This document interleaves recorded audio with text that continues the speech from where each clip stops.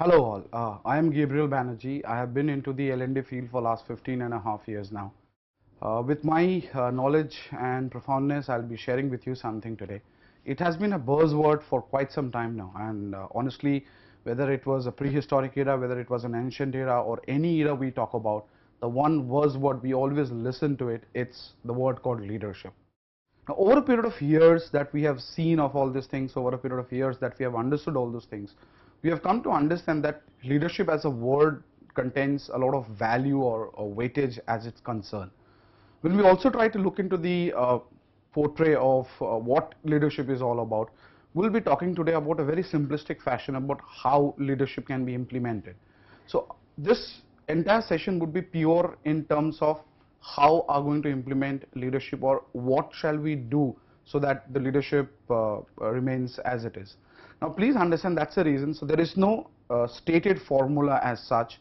Lot of people, lot of very senior audience members, lot of people, senior management people or the top management people has come up with something where we can talk about lot in terms of leadership formula. In sport, as in it in corporate world, we do have a lot of buzzword in these things. That's why I'm giving you something called as the leadership formula is equal to P2 plus C2.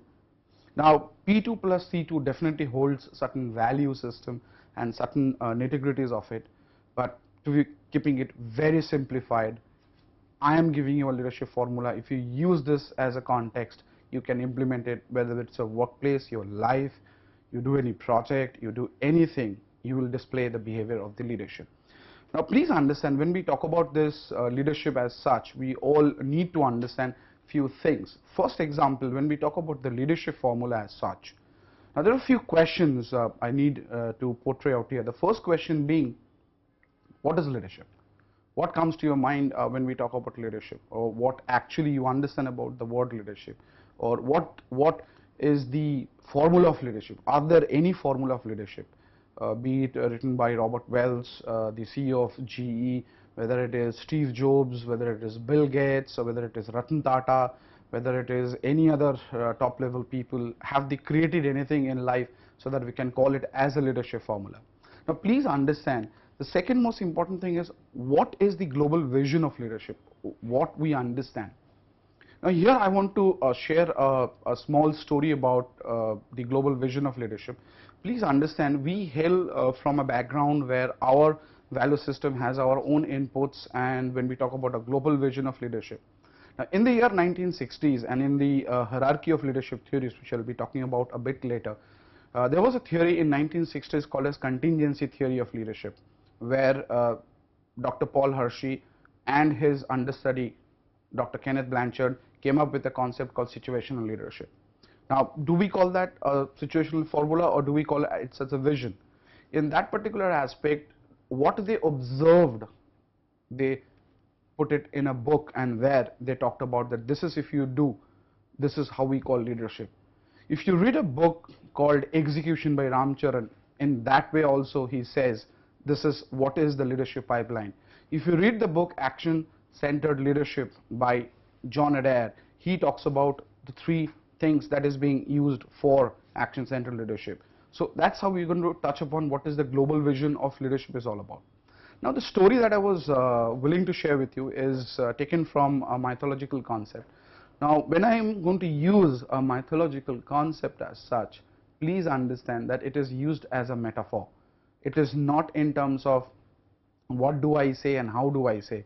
So basically it is taken as an example, and from that example we'll try to find out what does it mean globally when we talk about leadership as such from the Indian context.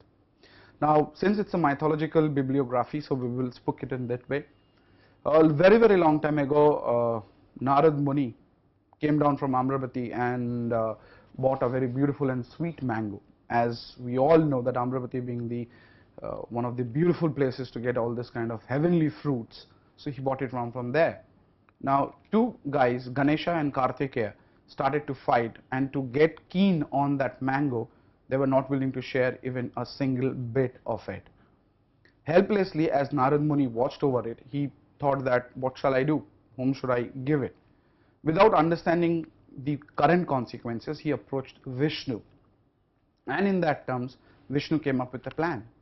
Vishnu said, between you, whosoever wins the race revolving around the world in a lesser period of time, in those cases, we will be able to monitor who gets the mango. Now, please understand, this is again, as I said, it's a metaphor. So, what we're trying to understand out here is what happened. On hearing this, Kartikeya took his chariot and started roaming around the world, the mountains, the valleys, the rivers, the forest, the greeneries, and everything. While he revolved once, twice, thrice, and just he was about to end it there, Ganesha stood up, took 3 rounds around his parents, and completed the 3 rounds and said, I won. So amazingly, Kartikeya got so furious and started arguing, how can you say that I have won? What are the facts of life, or what is the factual data or logics that you say you have won? What we have to understand as professionals, that the metaphor talks about two things, my world and the world. When I talk about my world and when I talk about the world, there are two very different perspectives out here. Now let's talk about, first let's talk about what is my world. My world is emotional, my world is unscientific, no logic works around here. It's all about how do I take care of my world.